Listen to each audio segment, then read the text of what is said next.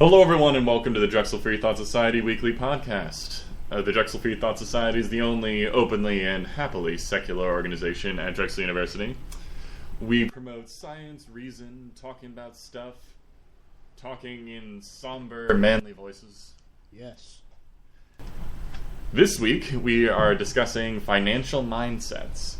Although it's common for people to be judged on their sex, ethnicity, gender, religion, appearance, one thing that people are judged on quite often, but we don't normally talk about, is financial status, or their financial mindset. We thought that this week we'd discuss that into great detail. So, my name is Dave McDevitt, I'm the president of this organization, and as we near the end of our term here at Drexel, it appears that there's almost nobody here. So, turning over to Dante. Yep.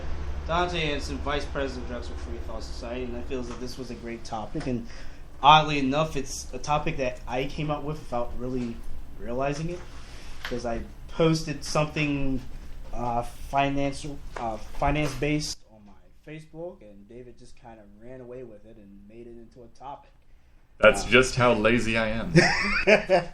But I think it'll work. It is something that a lot of people don't discuss. It seems like the only people who really mention it are people who are really impoverished, or people who are in the quote-unquote higher echelons of the financial ladder, so to speak. Yes, but the middle-class folk do this just as much. Yeah, they do, absolutely. But the fun thing is they don't do it to both sides of the spectrum, as well as each other. I know as a lot of middle class people tear each other apart rather than, like, the only time they really attack the rich is when it comes to politics, and the only time they attack people who are like really poor, like below the line, it's like when they're complaining about homeless people. But other than that, they're more likely attacking each other, and not just their finances, but just the assets they have. Like, there's people who have literally like made quote unquote clans of like, hey, I have an iPhone. That automatically makes me better than you. You have an Android? Oh, especially shoes and clothes. Yes. There's entire cultures based around thoughtless materialism. Yes. But just to interrupt a randomly fun conversation, we are the Drexel Free Thought Society. The way that this show runs is for the first 45 minutes, we'll have just an open discussion. We'll take a 15-minute break. And then at 6 o'clock, we'll return, and we want to hear from you guys. You can contact us by emailing us at drexfreethought@gmail.com. You can also contact us via our Skype. Just call Drexel Free Thought. We'll share information. We don't care. Anyway, continuing. All right. So, yeah, I think the middle class is a perfect way of examining this topic, and it seems like they're at constant odds with each other. And I remember been going on for a long time, but when I was a kid, back in, I would say, middle school, there used to be this big thing about shirts and pants, jeans and stuff. Like, you had to wear name brand clothes. Otherwise, you were considered to be a loser or cheap. You were just the subject of ridicule. Like, if you did not wear, I think what was the big ones? Was it Tommy Hilfiger? I think was one. I think jeans, was it Levi's or Lee's that was really big. But in any case, if you didn't have those... If you didn't have Levi jeans. If you didn't have those names, especially sneakers, they were really big on shoes. Like, if you did not wear the new Jordans, and that phenomenon seemed to come back with the Jordans thing. If you did not have the Jordans on, you were a loser, you were cheap, your parents were bums, all kinds of insults would hit you, and it was just utterly ridiculous. It just caused nothing but strife for no apparent reason. And this happened just within kids. I don't even know how adults do. I'm pretty sure adults are no better. Yeah. It's just that they decide on different things to hate each other for. Yeah. It's like, oh, your lawn isn't cut in this angle, or like you don't drive this kind of car, or I'm just going to go with yard stuff. Your yard isn't kept at this exact parameters. You're not adhering to the rest of the block. I don't know. It depends on the amount of time people have and the amount of money they're willing to invest in themselves. But they'll find reasons to dislike each other. Actually, I would go as far as to say that the adults actually help perpetuate school bullying when it comes to materialism. Because the kids go back home and they're just like, you have to get me these things. Yes, and the parents go, yes, okay, well, to keep my son from, being ridiculed, I must get him the Jordans, or I must get him this shirt. South Park did this. Uh-oh. You knew the... I want to say slutty? No, I think filthy little whore. It was not Jennifer Lopez. Oh, Paris Hilton. Uh-huh. It was the Paris Hilton thing, and it was like the parent. There was actually like a make 7-year-olds look like whores store in the mall in South Park, and then all the parents were lined up to buy stuff, and then one of the children's parents shows up and he's just like, why are you getting this stuff for your daughters? What is wrong with you people? And the parents, quite frankly, were just like, it's the new in thing. I don't want my child to be unpopular. That's basically what happens. Right there in a nutshell. And that's one thing I like about South Park is that's scathing satire that it lets out. And it's so accurate. It's quite accurate. I'm not sure what kids make fun of each other with now. I do know at 29 years old, we still have adults going like, you drive that car?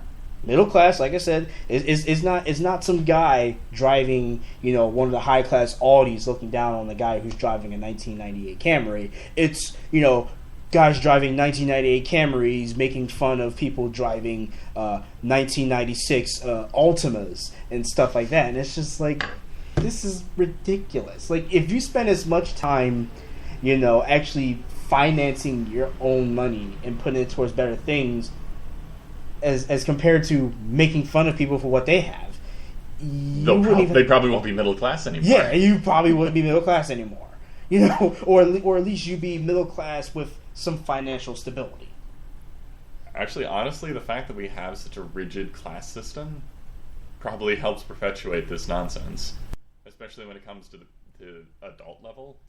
Is people are just like, oh, you make that amount of money? Oh, you're middle class. That means I'm not even going to talk to you. Yeah, it's even like if you go to like I haven't really been to high scale parties where people are actually dressed up and everything. No, I mean like, how much do you make? What do you do? Oh, it's like I've never. That's kind of a weird question, and I wouldn't really feel comfortable answering.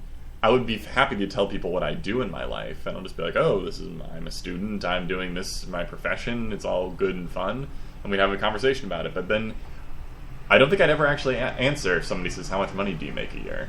Because it's just kind of like, that seems irrelevant. I don't answer it at all. I just look at it like, why is that relevant at all? And you just go, oh, I'm just curious, and I was like, well, I make enough. Yeah, it's like, clearly I make enough to take a night out to come to this party. Yeah, that's what I'm telling you. I make enough. It's none of your business, honestly. But you see, people see that it's their business. Yeah. Because they see that if they don't have any other reason to judge you, they need to make a distinction between themselves and whatever other person. Yeah. And I'll admit, I do it. I don't like to, and I check myself, obviously. But it's I think we all do somewhere. I think one of the biggest things that I'm trying really hard to stop doing is when it comes to homeless folk. It's like people in general see them as fixtures in like a phone pole or like part of the sidewalk because we don't want to register them as people. And I think that's what happens when you keep going up. You scale up into financial sections. You dehumanize people below you. If you're the super god rich, the one of the 1% that rule the country, then everyone below you are lemmings. Or, I think I've heard it before be described as they're machines. Drones, worker bees. No, it's not even that. They're not even human. Wow. They are not even organic. They are vehicles to make you more money. Financial vessels. Yep. Yeah, some people think of it that way. And that I don't understand how you can do that. Apathy. It's apathy. It's selfish apathy. It's like, I'm doing great, especially when you come from an area where there may have been other people in your situation and you've managed to find a way out. So when a lot of people do that, when a lot of people find their way out of a bad neighborhood or a bad situation, they go, well, I was able to do it. And I had the same abilities as these guys, so what's their problem? And then all of a sudden, this little narcissistic critter in their head kind of just wakes up and goes, wait a minute, maybe it's just that I am better than them. I was destined to be better than them. And then it just kind of adds on and on and on. And then they just, they distance themselves socially from those kind of people. Because it's like, I was able to do it. They can't. They're incompetent. I'm better. And they just keep going up the ladder. You see, the problem is I can kind of see that point of view. Especially because, like, I'll admit that I've been fairly privileged as far as privilege goes. Like, I was a upper middle class white family. Like, what can I really say? That definition is kind of a screw you kind of situation. Yeah. But growing up, I was dead ringer middle class. Like, my dad had to work overtime. My mom had a job also. I didn't know anything about our financial situation. They worked very hard to make sure I never had to worry about anything. And well done, parents. But the problem is that also instilled in me the kind of sense that, oh, I'm in a situation where I can handle myself financially, partially because I was taught to be frugal and all of that. Mm-hmm. So why can't people that are coddled way more than I was not able to get out of that situation, or not able to handle themselves, or not able to do 100 things at once and get themselves into an awesome situation? And I do ask that question. I mean, I think it is an understandable question. Especially like, for example, I'll use a poor example, but it'll get the point across. Like a lot of these rappers, they come from what they call the hood too. They were just Joe Schmoes. They lived in a single mother home with 6 other siblings. A lot of these guys, they grew up in the same conditions. But then somehow, their talent, whatever talent they have, rapping, being an athlete, whatever, led them up to the top. Now, my thing is it kind of fair for them to say, well, hey, I found a way out, why haven't you guys? When there's definitely an imbalance between, like, say if, this kid was raised in the hood, but he becomes a scientist. This kid was raised in the hood, he becomes a pro basketball player. This kid was raised in the hood, he becomes an actor. These different jobs pay a lot differently. And they have have different prerequisites for them. So, is it really kind of fair for some of these guys who are making the really big bucks and being an athlete or being an actor to kind of downtrod on the guys who are professors or doctors, guys who don't make as much as them? I've always been a kind of person that the respect of the job that you have depends on how much work it takes to get the job done. Uh-huh. And that includes, like, the workup to be able to use the skills. Like, effectively, if you're a brain surgeon and it takes you, like, 10 minutes to do brain surgery, I still have tremendous respect for what you do because it took 20 years to get to the point where we're able to do brain surgery like that. Doctors have it hard. But I'm saying, like, when it comes to performers and, like, athletes, I don't know. I probably should restart this. I've come up with like several criteria. It's how much does the activity benefit humanity? How much effort does it take to actually do whatever action? Mm-hmm. And how much money do you make? These are like the trifecta that decides respect for a given profession. I mean, you can easily just make a chart, write this stuff down. Basketball player, profound effect on society. Well, for that, it's like, I don't see how it has a profound effect on society. I think...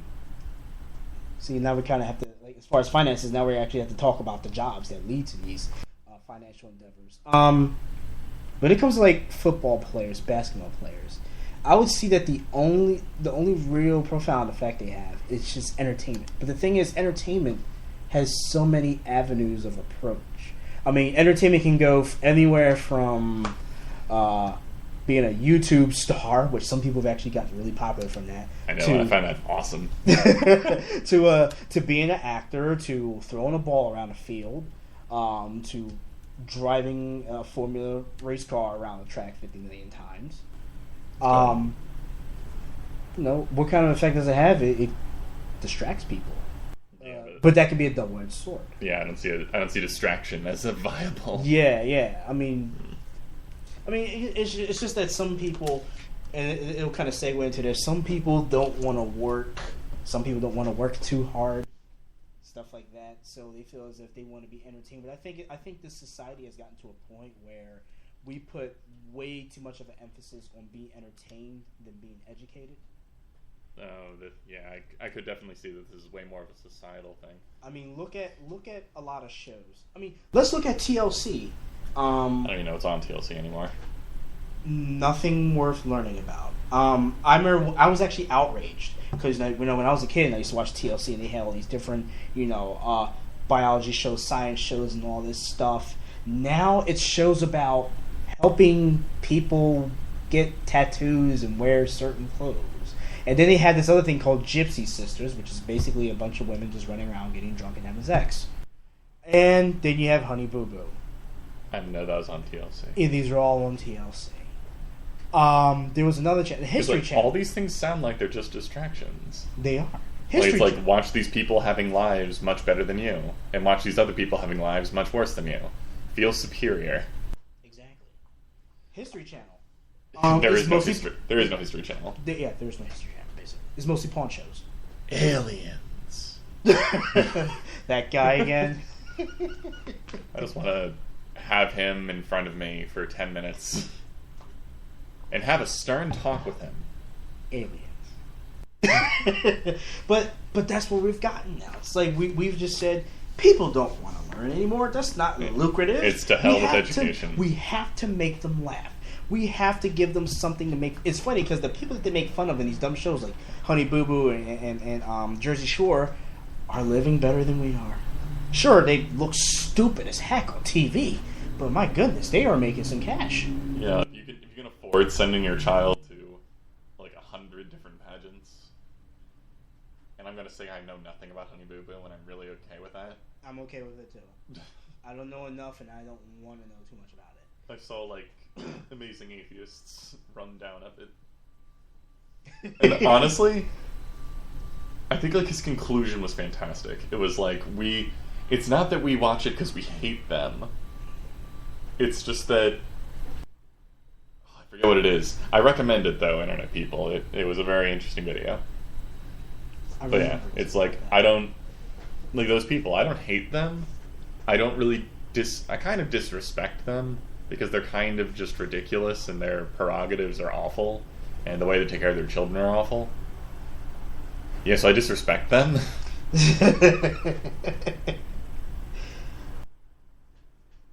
Oh man. Wait, internet people, is there something wrong with the audio?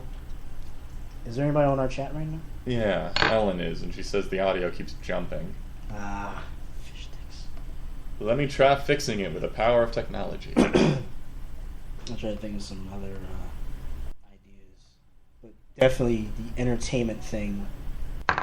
Entertainment has definitely trumped education in our society. I would make that a bold statement. Really. Is that any better? Let us know. I will boldly say that I mean, look at the sports craze. I mean, as a matter of fact, let's just compare times. Now, I wasn't around, of course, in the late 1800s, early 1900s, but I'm under the impression that back then, teachers, doctors, police officers, firemen, all those kind of guys, people who actually benefit society in some way, were looked at as heroes. Soldiers, they were looked at as heroes. Like, they were people you wanted to be. You wanted to be that police officer. You wanted to be that teacher. And we made sure that, we showed them all the love and care we could. And now it's like those same people, we look down upon them like, ugh. Like, who wants to be that? Yeah, who wants to be a teacher? Yeah. Who wants to be a scientist? Yeah. When you can just go to Las Vegas and, have a camera follow you and punch each other in the face and get drunk and have a bunch of sex and make some money here and have somebody pay you to do that. Why would I want to go through all that when I can just do this? And these guys, it's funny, I can laugh at them now. So this goes really into the idea of a financial mindset. Is because it's not really just the financial mindsets, like the different ones and how they interact with each other. Mm-hmm. It's the sheer fact that we have a financial mindset. That we're so focused on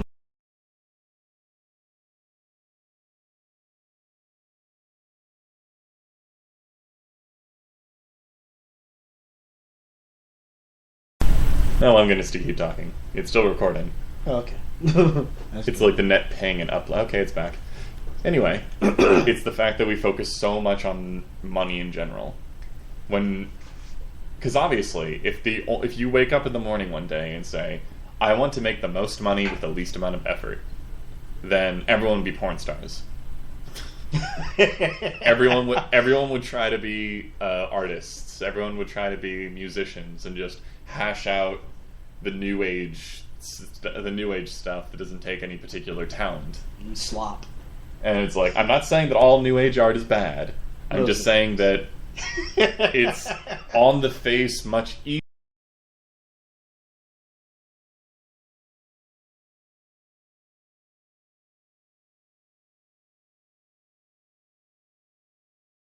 What I mean is instead if we wake up in the morning and go, in what way can I better my neighbor's life?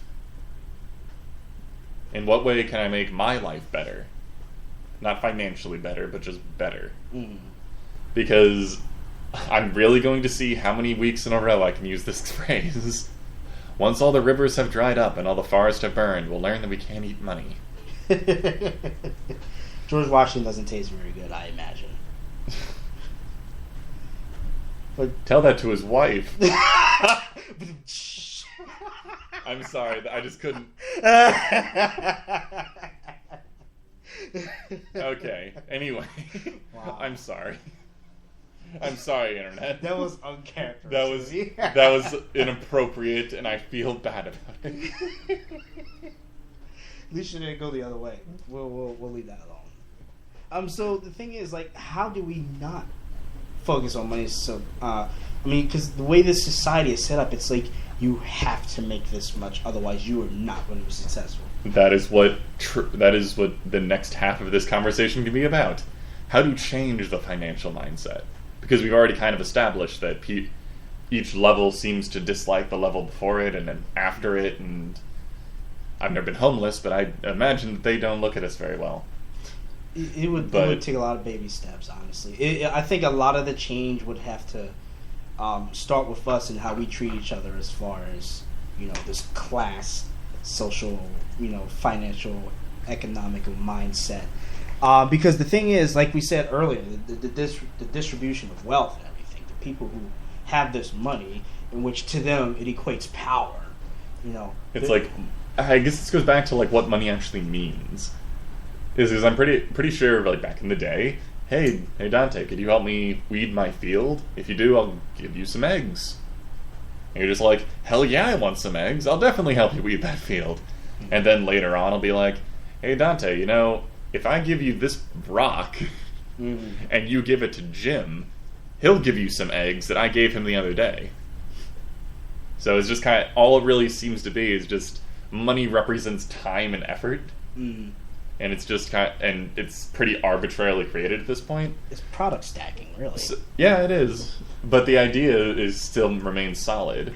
So if you have tens of billions of dollars, you control tens of billions of hours of labor.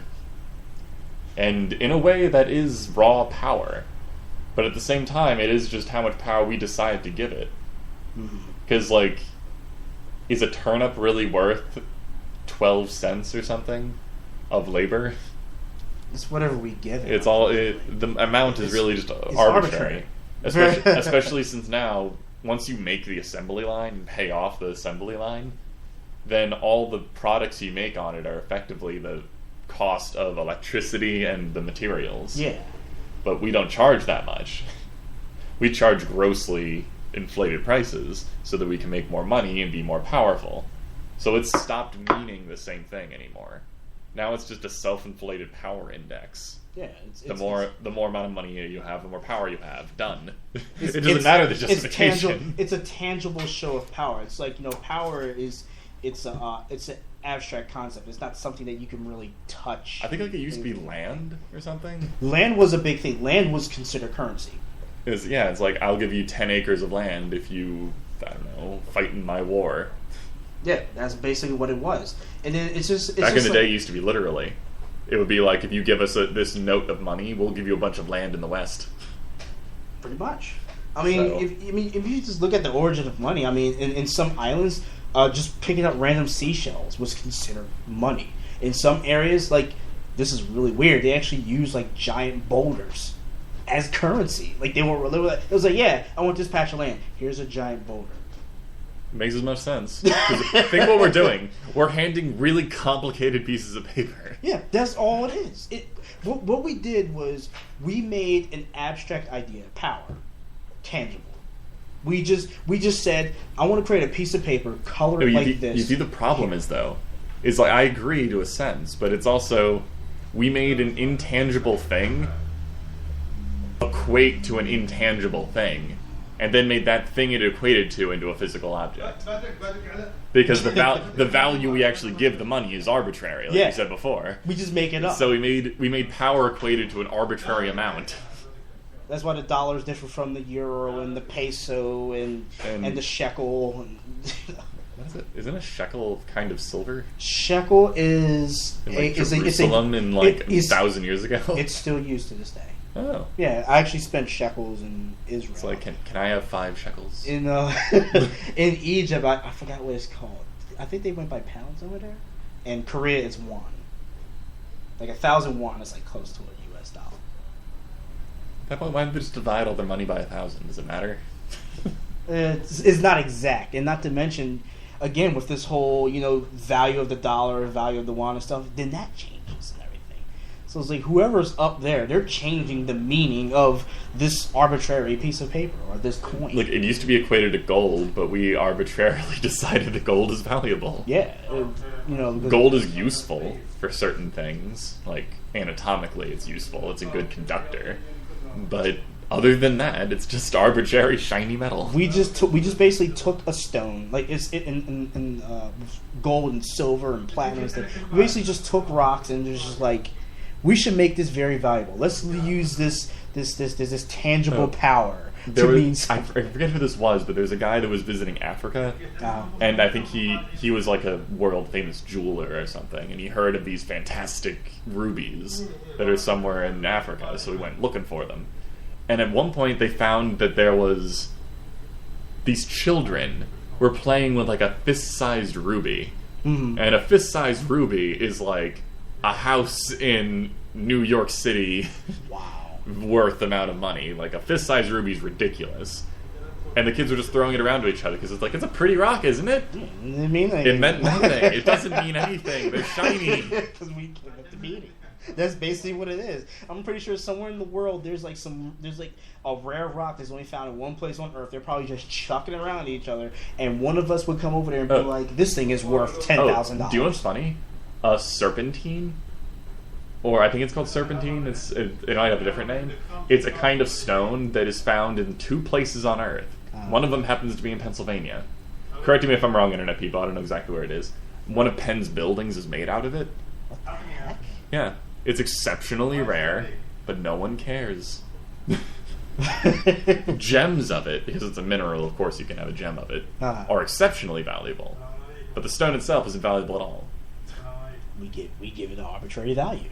Yeah, because it's like Ellen on our chat, which, by the way, people, you can join our Spreaker chat whenever you feel like it. We're Drexel Free Thought Radio on Spreaker.com. Feel free to make an account and join the chat if you like. But as Ellen is saying, it's people want things that are rare. The rarer it is, the more the people want it. Mm. But that is true generally, but it's not necessarily true. Like I'm saying with serpentine, it's exceptionally rare. Like you can basically find it nowhere else on Earth but a few places, but no one cares. Truffles. Truffles are very hard to find, and they aren't that good. It's food. They're a delicacy. That's nothing. Food. Like, at one time, lobsters were considered poor man's food. Yeah, because they're everywhere. Yeah. Now, it's like, you have to pay, how much is a lobster now? Like $25. A whole lobster is about $25 to $30. Like, they're considered almost luxury food, because, like, you're paying a big chunk of change out of your pocket to eat this thing. Oh. Ellen, again, makes a decent point. To be considered an elite person means that you have the rare, fancy things. That's kind of what makes you an elite, is the fact that you can afford the rare, fancy things. You can afford the biggest boulder. Or in some cases, some of these quote-unquote rare things can be easily manufactured, but what we do is that we take a certain product, we label it high class, middle class, low class, like the lobster. We just give it a label and say, rich people are supposed to eat this. Middle class people are supposed to eat this. Poor people are supposed to eat this. We just give it, even if it's abundant, we just give it a label. Yeah. That's all we do. Especially when things aren't actually that good for you, or if they're even good tasting at all. Okay, so I'm just going to go on a mini rant here. Things like escargot, caviar. I never had either of them. I think I might have had escargot once. Caviar's ridiculous in my opinion. No, but like caviar, a goose liver, all these things, these are the throwaway products that no one would ever eat until somebody was just kind of like, we can sell this to people. Let's eat it. And I'm rich. No, but the thing is they're hard to obtain. Because honestly, to get roe, like fish eggs, you have to catch a fish that happens to be pregnant. Yeah. That doesn't happen all the time. Especially sturgeon, which is already rare as it is. Yeah, and the fact that it's rare means that it's valuable, means that you can charge a lot. And that's the thing. Because you can charge a lot, that makes rich people want to have it. And they know people will pay for it. But that's the thing, that's the only reason. Like there's no other reason to get it. Fugu. What is fugu? Or fuju. Makes no sense. What is it? It's basically pufferfish. Oh yeah. I think it runs. If you prepare it wrong, you die. You die. It is one of the most strongest neurotoxins in the world, and it's common. This fish is common, but it runs for hundreds of dollars. Like you have to pay hundreds of dollars to eat this thing. And my thing is, who in their right mind, especially if you're making a ton of money, would want to run the risk of eating an extremely poisonous fish that, if you get sick, you're not recovering from it. But again, we gave something that's common a rich status. We was like, we're going to make this rich. Make the puffer, a rich item and put it here. All these cars out. People feel important when they have something hardly anyone else has. Yes. Ellen, you should just be here right now because you seem to be chiming in really well. Which is even funny. Like iPhones, as common as they are, people see iPhone as, and especially with middle class, as like a prestigious item. It's like a status symbol. Yeah, it's like this iPhone is $500. I was able to spend $500 on this phone. I am awesome and better than everyone else. Do you know what this actually? To go back to the why we're like this. I guess the next part of the show we'll do the how to fix it. Right now, why? Peacocks. We are peacocks. Oh, big time. Big, especially when it comes to courtship. If you want to segue slightly off the financial thing, courtship. No, but the reason I say this specifically is the peacock feathers have been sexually selected to such a degree that they are an incredible biological detriment. Runaway selection.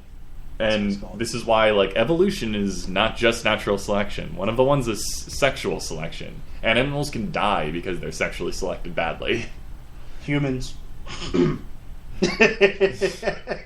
won't go into that. It's like, that's right, ladies. If you keep picking all of the non-intelligent men, eventually we're all going to die, and it'll be all your fault.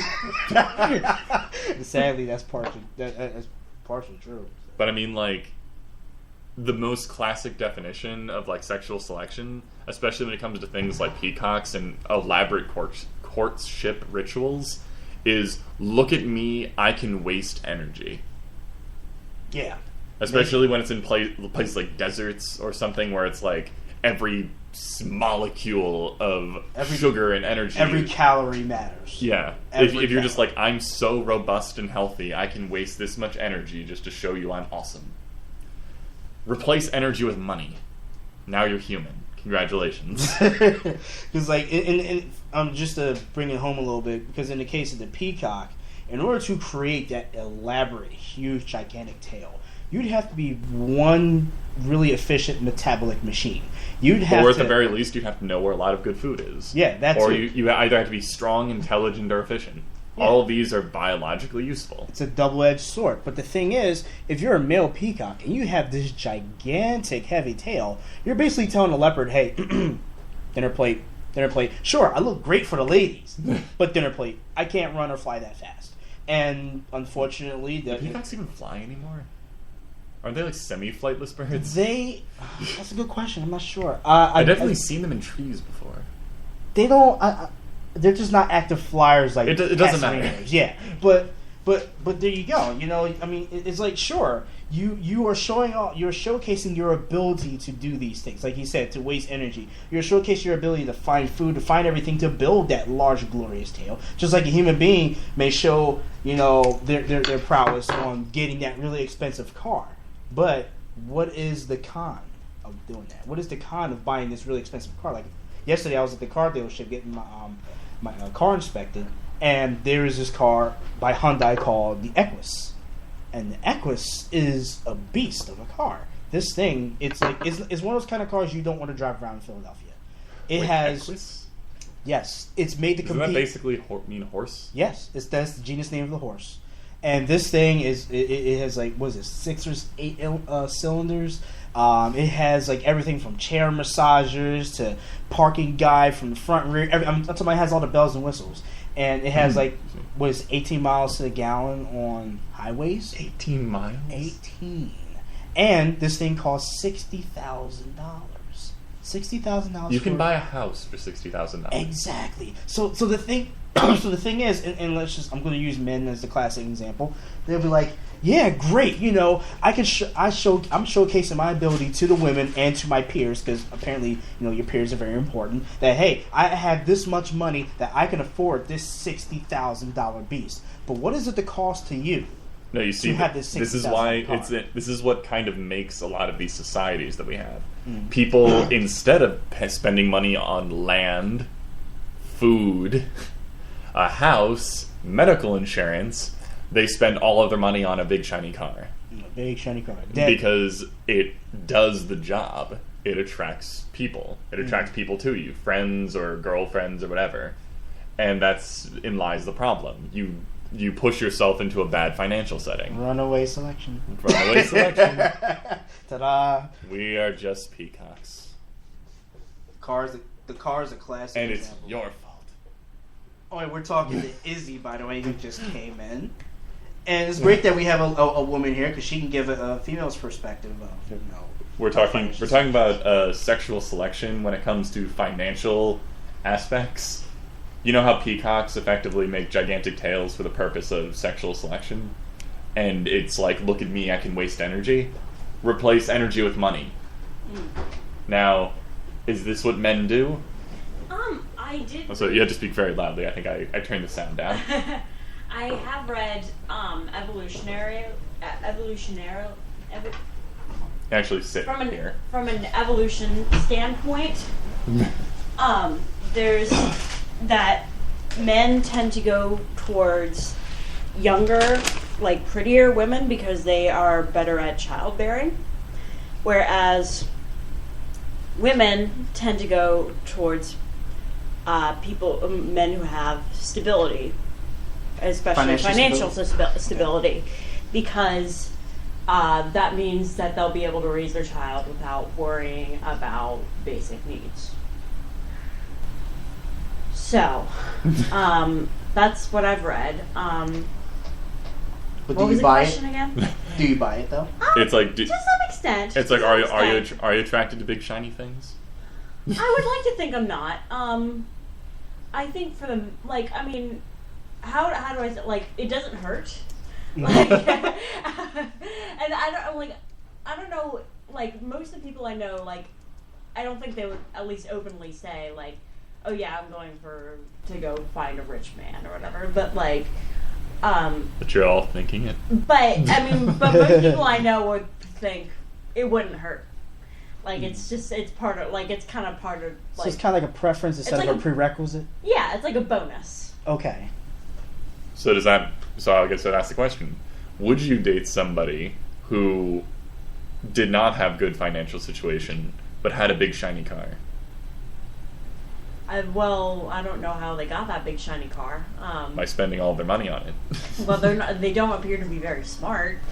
They don't appear to be it's like, educated. whoa, requiring education and intelligence. What are you doing in this society? I mean, that's kind of a vague question. I mean, that's like saying, I don't know, like, I'm trying to think, like, I mean, Sorry.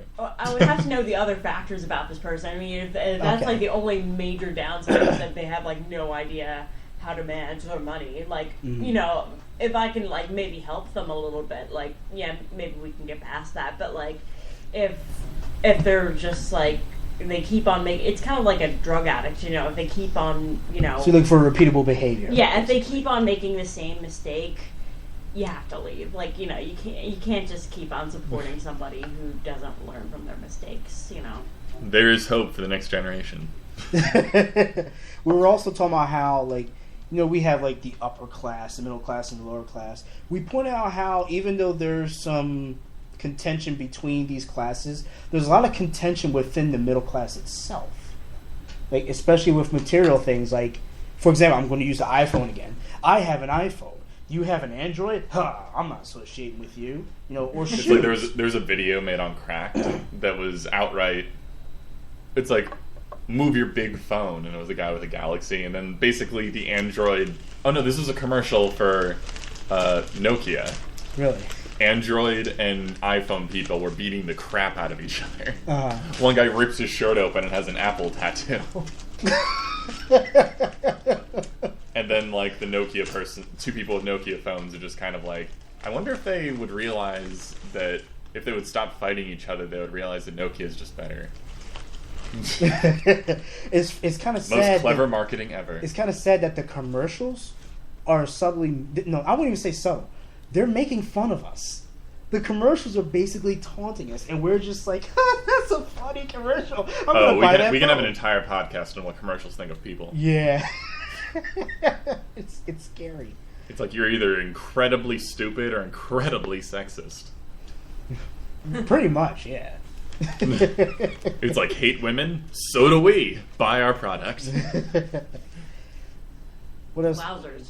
We also mentioned how, you know, how, especially with the distribution of wealth, how the entertainment sector is considered more prestigious than the education sector. I mean, you go on Jersey Shore, you're making thousands, possibly millions of dollars. You're a doctor. Well, yeah, doctors get paid pretty well, but most of them not as well as somebody who's goofing off on the Jersey Shore, having sex with a bunch of people and getting drunk. Well, that's the thing. Because who has the money? Who's supporting them? The studios. You know, who pays teachers? The government. You know, like the taxpayers. Taxpayers complain when they have to pay more money or whatever. Yeah, but only the actors complain if they don't get paid millions of dollars. Then you could just fire them. They'll find work elsewhere. But you know, I know as far as the entertainment sector is concerned, yeah, sure, you got these big corporations and studios and stuff that control what goes on, but at the same time, who's feeding them money? Advertisers. No, Them we too. are. Them too, but we definitely are doing it. If we stop watching a lot of these shows, they have no choice but to either create something different or just die off. Because like, there's all this like stigma and like conspiracy theories that like the entertainment industry is controlling everything we do. It's not. We're controlling what it does. If ratings go down, they change the show. I agree. Like, Bro. they're all about making money. And if ratings go down for any reason, they'll get rid of the show. We enable them. Yes. It's just that simple. We are a nation of enablers. If you get, you know, the shows that get canceled off in the first couple weeks or whatever of its season, there's a reason for it. I remember reading about some shows called like Work It or something like that, and it was Work about the reason you've never heard of it is because it got canceled like after like 3 weeks or something. Like, and it was about two guys who dressed up as women in order to get jobs. And the LGBT community had a freaking fit about this. They're like, you're making a comedy. They're like, you're making a comedy out of transgendered people. White chicks much? I'm Actually, just saying there's what a they new said. show on the Hub that I saw a commercial for that was amazingly hilarious. And you'll find out what it is after the break. Thank you, everyone, for listening. Please return at 6 o'clock, and we will have our call-in portion. Call us at Drexel Freethought at Skype, or you can email us at drexfreethought@gmail.com. Have a nice day. Goodbye. You're